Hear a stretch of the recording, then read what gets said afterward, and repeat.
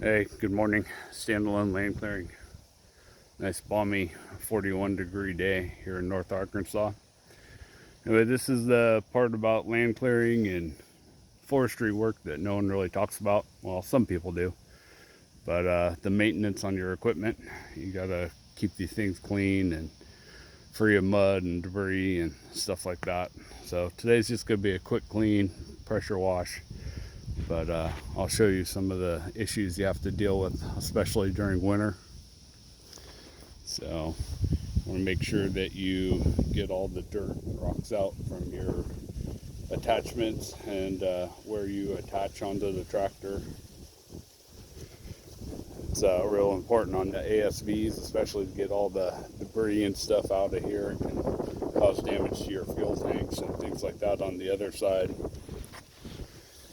And definitely you want to get all the mud and stuff off your tracks and make sure you have access to your Zerk fitting. Anyway, that's some of what we do in this business.